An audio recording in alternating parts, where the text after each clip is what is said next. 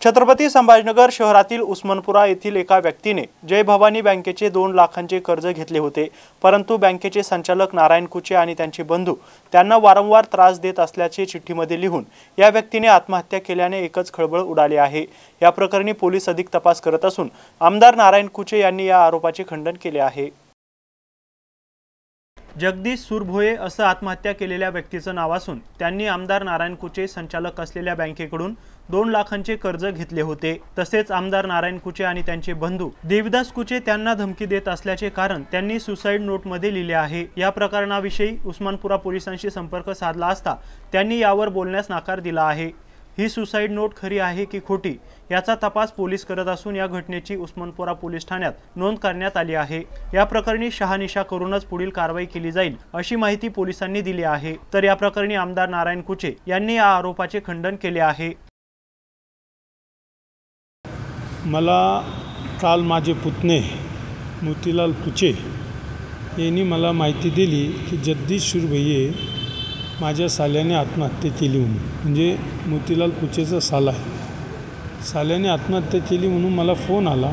नंतर पुन्हा संध्याकाळी मलाही फोन आला की असंच झालं। मग मी बघितलं, मला नंतर व्हॉट्सअपवर मला एका जणांनी दाखविली, मी तिकडे भेटायला गेलो असता की तुमचं नाव आहे म्हणून, आणि त्यांनी सांगितलं तर पतसंस्थेचं कर्ज आहे म्हणून माझ्या, मी काही त्याचं चेअरमननी पण आहे।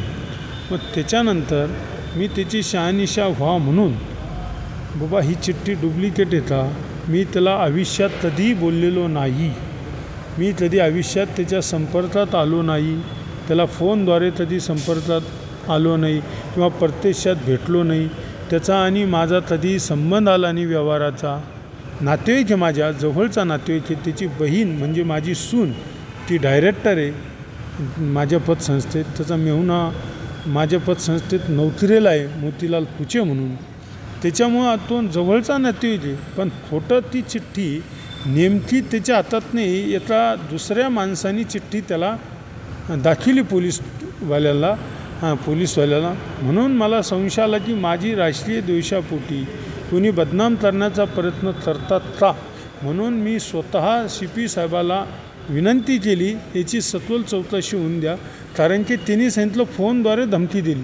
मी कधी धमकी देणारा माणूस नाही, मी कधी 1.5 लाख रुपये कर्ज आहे, त्याचे हप्ते क्लिअर आहे, त्याच्यामुळं त्याचा माझा काही संबंध नाही।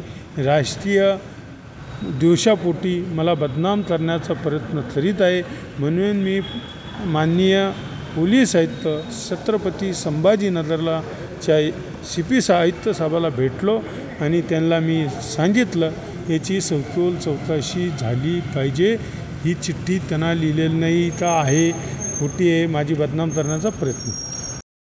तसेच या प्रकरणी बदनापूरचे माजी आमदार संतोष सांबरे यांनी आमदार नारायण कुचे आणि त्यांचे बंधू देविदास कुचे यांच्यावर आत्महत्येस प्रवृत्त केल्यामुळे गुन्हा दाखल करत त्यांना अटक करण्यात यावी यासाठी पोलीस आयुक्त यांच्याकडे निवेदन देण्यात आलं आहे। माझी कमिशनर साहेबांना विनंती राहील आणि पोलीस प्रशासनाला विनंती आहे की या सत्ताधारी भाजपच्या आमदारांनी एका निरपराध एका सामान्य कुटुंबातल्या व्यक्तीला आत्महत्येस प्रवृत्त केले आहे, त्याचे सबळ पुरावे सुसाईड नोटमध्ये स्पष्टपणे आहे, म्हणून तातडीने आमदार नारायण कुचेला अटक करावी आणि गुन्हा दाखल करावा। पोलीस आयुक्तांनी त्यांची भेट घेतली मगाशी थोड्या वेळ, तर त्यात नारायण कुचे असे म्हणाले की राजकीय द्वेषापायी कोणीतरी ती चिठ्ठी त्यांच्या खिशात टाकली असावी, कारण मी कधी त्यांना फोन केला नाही किंवा कधी त्यांना बोललो नाही या संदर्भात पैशांवर, कारण आकडा पण एवढा मोठा नव्हता तो व्याजाचा की त्यासाठी मी त्यांना फोन करावा। एखादा व्यक्ती ज्यावेळेस आत्महत्या करतो आणि आपली सुसाईड नोट लिहितो, मग त्या व्यक्तीची मानसिक स्थिती काय असेल हे आपल्या निश्चितपणे लक्षात येते। म्हणून आमदार नारायण कुचे हा आमच्या मतदारसंघातसुद्धा लोकांना धमक्या देतो, लोकांकडून खंडणी वसूल करतो, लोकांना कॉन्ट्रॅक्टरकडून 10-20% पैसे घेतो, शेतकऱ्यांकडून विहिरीचे 30-30 हजार रुपये घेतो। हा अतिशय भ्रष्टाचारी आमदार आहे।